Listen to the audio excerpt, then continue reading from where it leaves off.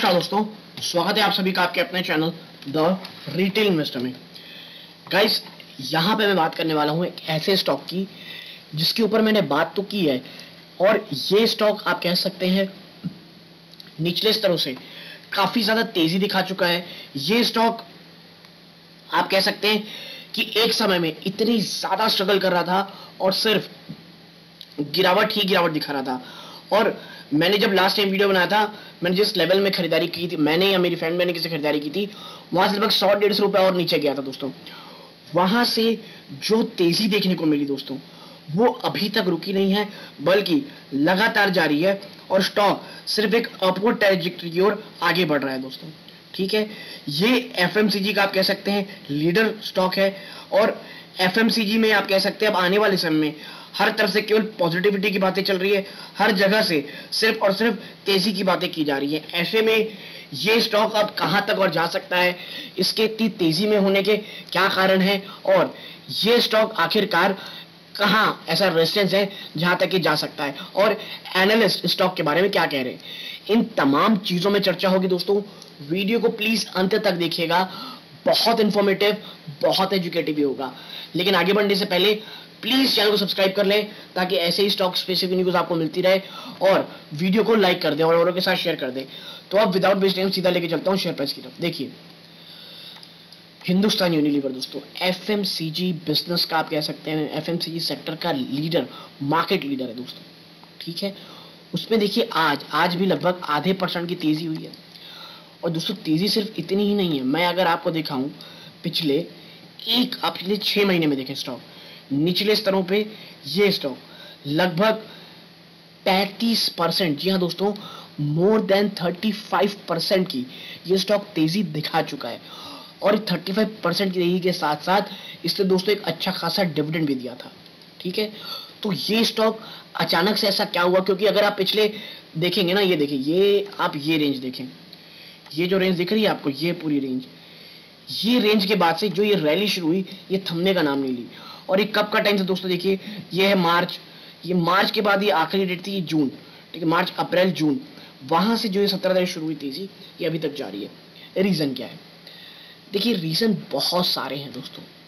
आप समझिए, इसका रीजन जानने के लिए रैली क्यों आई, आपको ये जानना चाहिए गिरावट क्यों हुई थी। आपको पता था कि जो कमोडिटी के प्राइस है दोस्तों, जो कमोडिटी के प्राइसेस हैं वो लगातार बढ़ गए थे, जिसके कारण आपको पता होगा कि डिमांड उसमें कमी आने की बातें चल रही थी।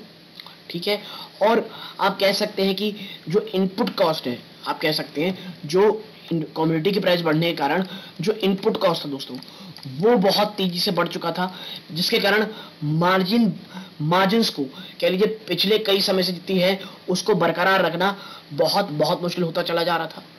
ठीक है, और आप कह सकते हैं कि जो एचयूएल है, मानता हूं एचयूएल के पास इतने जबरदस्त ब्रांड्स थे कि जो आप कह सकते हैं अपने अपने क्षेत्र के ब्रांड लीडर थे, लेकिन आप जो इन्फ्लेशनरी आप कह सकते हैं जो इनपुट कॉस्ट है, जो कमोडिटी प्राइस के कारण जो आप कह सकते हैं पाम ऑयल हो गया, ये तमाम चीजों के प्राइसेस जो इकट्ठा लगभग 40%, 25% पैकेजिंग, जो फूड और मटेरियल पैकेजिंग की जो कह लीजिए कॉस्ट है, वो इतनी ज्यादा महंगी हो गई दोस्तों कि आप इकट्ठा इसे आप कह सकते हैं फॉरवर्ड नहीं कर सकते थे दोस्तों।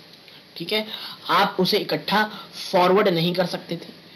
फिर क्या हुआ, जिसके कारण इनके मार्जिन्स में डेंट आने लगा और ये तमाम नेगेटिविटी, और आप कह सकते हैं जो रूरल इंडिया दोस्तों, ठीक है, जो रूरल इंडिया है जहां से लगभग 33% टोटल जो भी कह लीजिए आप डिमांड आती है वो रूरल इंडिया से 33 होती है, वहां से कोई भी आप जैसे पॉजिटिविटी नहीं दिखाई दे रही थी।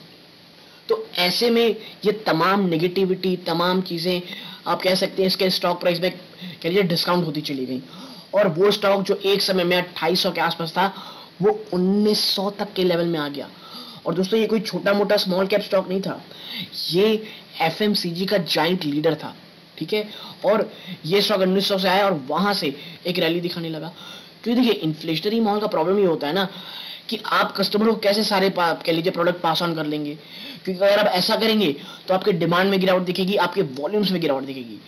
लेकिन आप समझिए, इन सब के बावजूद भी लगातार पिछले 3-4 महीनों में 3 से 4 बार ऑलरेडी प्राइस हाइक एचयूएल ने किया था और उसके पीछे का रीजन था इनकी ब्रांड वैल्यू।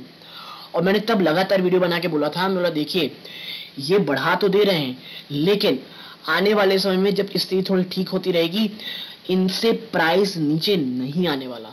और दोस्तों होगा भी यही। अब क्या हो रहा है ना, आप कह लीजिए कॉमोडिटी के जो प्राइसेस हैं, ठीक है, जो कॉमोडिटी के प्राइस है वो अब नीचे आ रहे हैं। अगर आप देख रहे होंगे जो कॉमोडिटी के प्राइस हैं वो अब नीचे आते दिखाई दे रहे होंगे।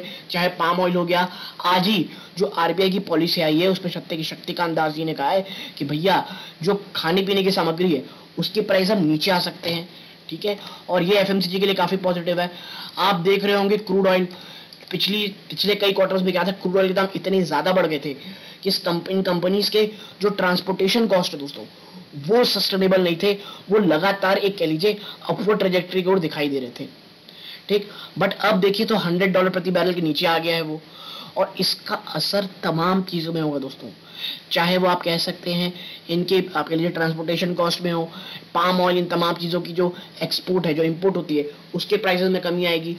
तो ये तमाम चीजें दोस्तों, जो प्राइस हाइक ऑलरेडी हो चुका है वो अब नीचे तो जल्दी आने वाला नहीं है। ऐसे में इन सब में काफी हद तक पॉजिटिविटी देखने को मिलेगी, ठीक है। और इसीलिए दोस्तों अब मैं हमेशा कहता हूं, जब एक सेक्टर का लीडर, जब एक इतने बड़ी कंपनी हिंदुस्तान यूनिवर्सिटी जैसी जब एक बड़ी गिरावट दिखा दी हो, वो खरीदारी का सबसे ज्यादा अच्छा मौका होता है दोस्तों, ठीक है। और 1900 से अच्छा हो कोई लेवल हो नहीं सकता था। मुझे याद है लगभग 2100-2200 के आसपास, 2100, हाँ जी 2100 2000 के बीच में मैंने स्टॉक में निवेश किया था, मैंने या मेरी फैमिली मेंबर ने, और अभी तक मैंने एक भी स्टॉक सेल नहीं किया है दोस्तों, ठीक है।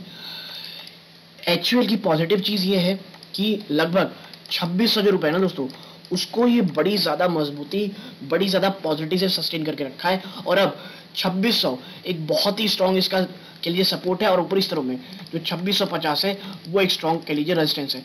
और यदि स्टॉक ही तोड़ने के स्टार्ट होता है दोस्तों, तो मैं अभी कुछ चैनल्स में देख रहा था, जो पोजिशनल ट्रेडिंग की बात की जा रही है, वो कहा जा रहा है कि भाई अभी भी स्टॉक में बड़ी तेजी आने की संभावना है। और अगर बात करें चीजों की, तो 2590, जी हाँ दोस्तों 2590 का एक स्टॉप लॉस लगा करके अभी भी 2750 से लेकर के 2760 के बीच ये स्टॉक आपको यहां तक के लेवल दिखा सकता है। लेकिन मैं एक ही चीज बोलूंगा, प्लीज इस बहकावे में बिल्कुल मत आइएगा कि ऐसा हो जाएगा।